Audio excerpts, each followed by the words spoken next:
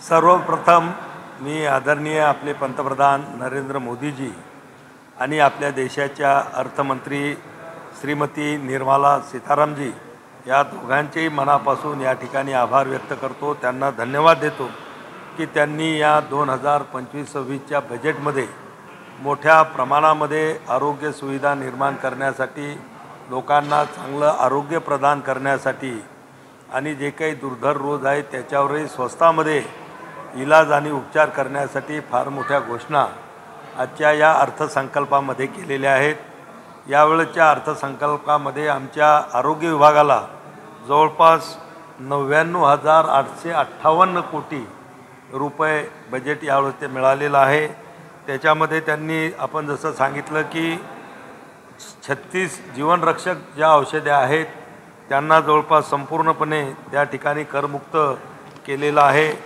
त्याच्यानंतर ज्या दुसऱ्या 6 जीवनरक्षक औषधी आहेत की त्यांनासुद्धा कस्टम ड्युटीमध्ये करून 5% त्या ठिकाणी आणलेलं आहे। आणि 13 नवीच सहायता म्हणजे आरोग्यासाठी सहायता कार्यक्रमसुद्धा बेसिक कस्टम ड्युटीमधून त्यांना एक्झेम्प्ट त्या ठिकाणी केलेलं आहे।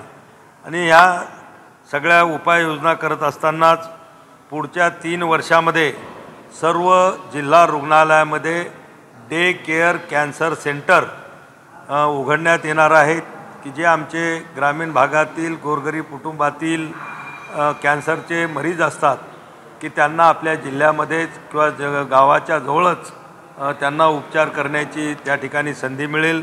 दूरवर मोठ्या शहराच्या ठिकाणी जाण्याची आवश्यकता पडणार नाही। आणि देशभरातल्या ज्या काही PSC आहेत आणि जिल्हा रुग्णालय आहेत या सगळ्यांना इंटरनेट कनेक्टिव्हिटीनं सुद्धा जोडल्या जाणार आहे की त्या माध्यमातून आपल्याला त्या ठिकाणी लोकांना आपण जे टेलिमेडिसिन ज्याला म्हटलं जातं त्या माध्यमातून तज्ज्ञ डॉक्टरांचे उपचारसुद्धा गावातल्या PSCपर्यंत त्या इंटरनेटची सुविधा मिळाल्यामुळं घेतल्या जाणार आहेत। पुढच्या या वर्षामध्ये मेडिकलच्या UG आणि PGच्या मिळून जवळपास 10,000 सीट वाढवण्याचं आजच्या बजेटमध्ये म्हटलेलं आहे, जे की प्रधानमंत्र्यांनी 5 वर्षामध्ये 75,000 नवीन सीट वाढवण्याचं आव्हान केलं, म्हणजे आश्वासन दिलं होतं। त्याच्याकडे ही वाटचाल आहे। या 5 वर्षामध्ये आपण डॉक्टरांच्या 75 सीट आपण आपल्या देशभरामध्ये त्या ठिकाणी वाढवणार आहोत। मेडिकल टुरिझमच्या बाबतीमध्ये सुद्धा अनेक चांगल्या घोषणा आणि त्याच्यामध्ये सरळता आणण्याचा प्रयत्न आजच्या बजेटमध्ये माननीय अर्थमंत्री यांनी त्या ठिकाणी घोषणा केलेली आहे।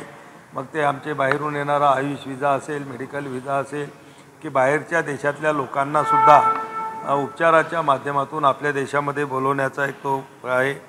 त्यानंतर आपण पाहतो की सर्वायकल कॅन्सर, ब्रेस्ट कॅन्सर याचं प्रमाण आपल्या देशामध्ये थोडं वाढत आहे आणि म्हणून 9 ते 14 वयोगटातल्या ज्या आमच्या किशोरवयीन मुली आहेत की त्यांनासुद्धा लसीच्या माध्यमातून सर्वायकल कॅन्सर पुढे त्यांना भविष्यात होणार नाही त्याच्या लसीकरणाचा कार्यक्रमसुद्धा आता मोठ्या प्रमाणामध्ये या बजेटमध्ये हाती घेतलेला आहे।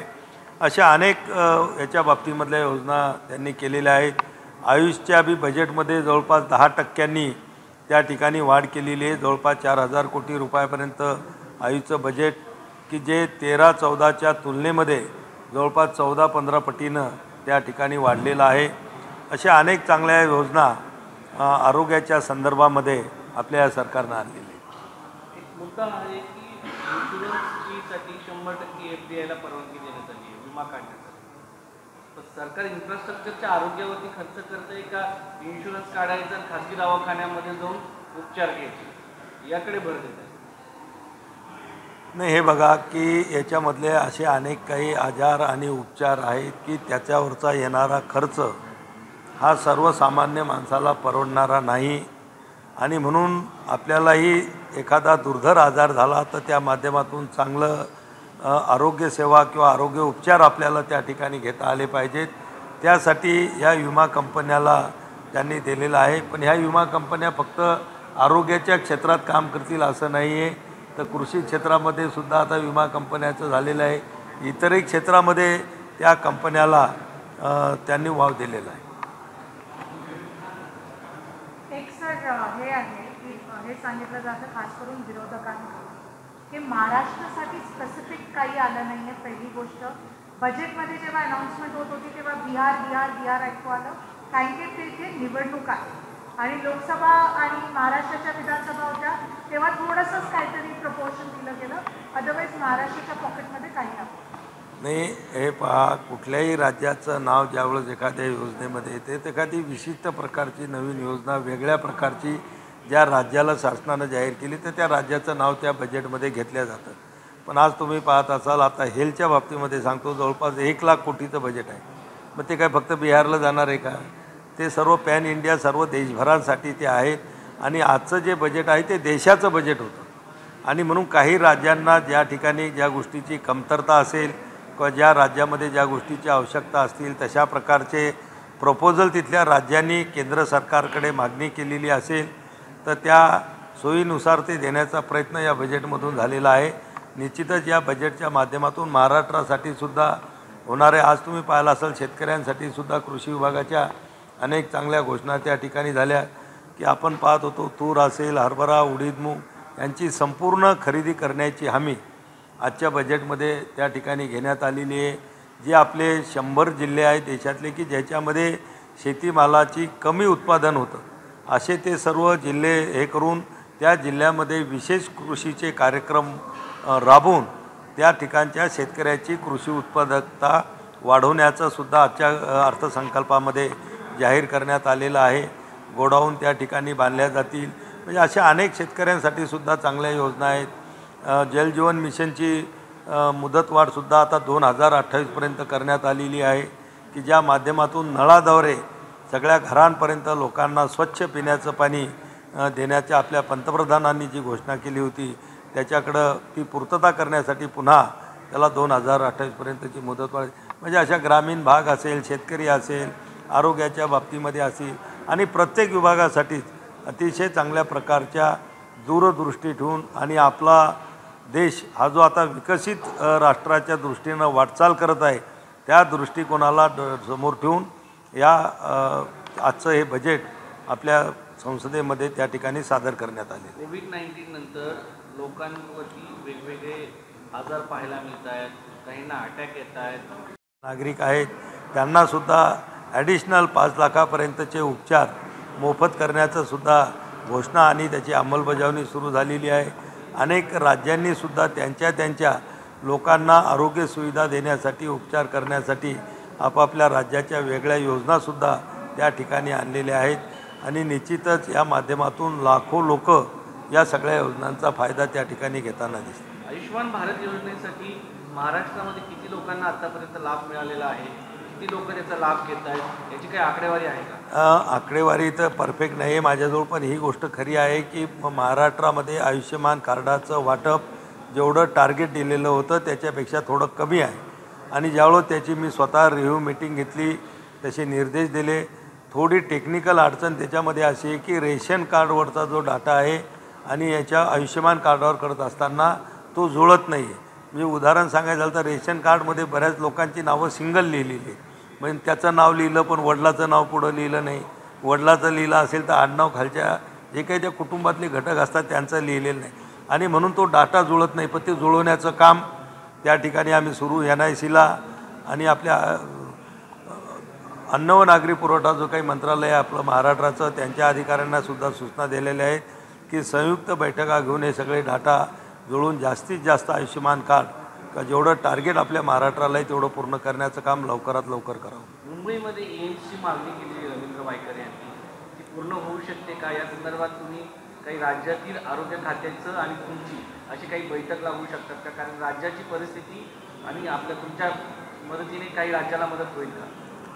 नाही, हे माहिती आहे की आपल्या देशामध्ये 2014च्या अगोदर फक्त 6 एम्स होते.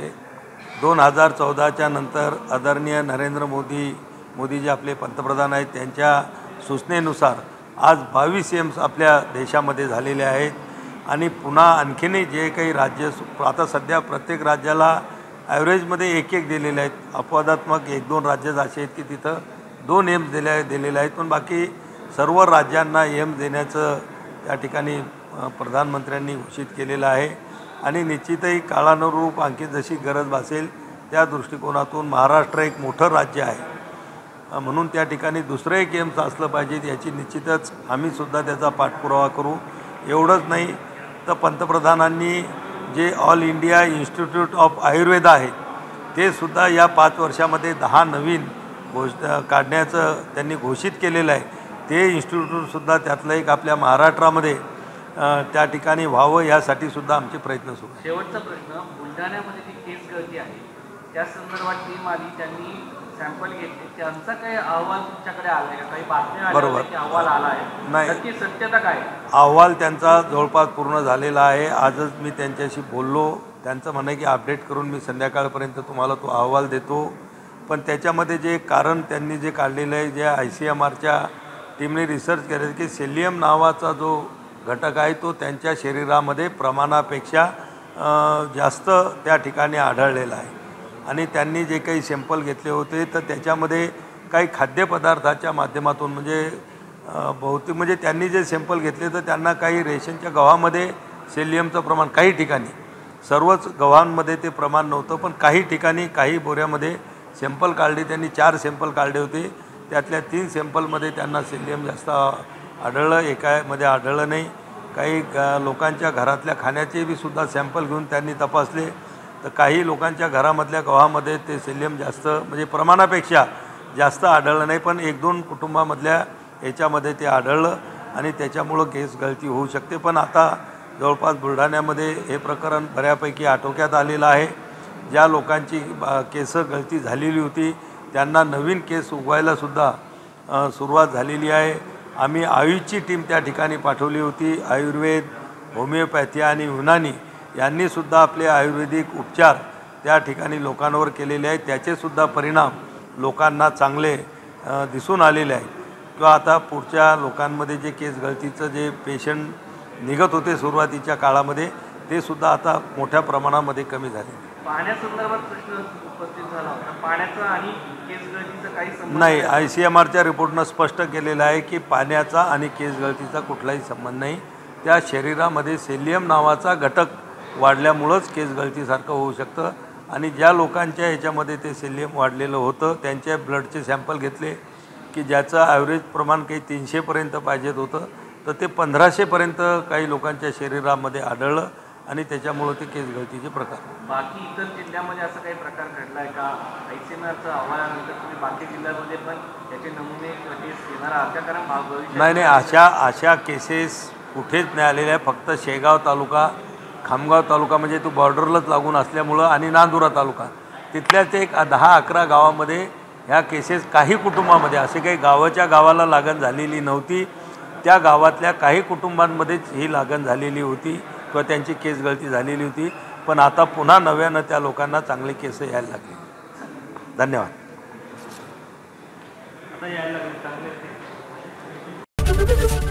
ABP माझा, उघडा डोळे बघा नीट.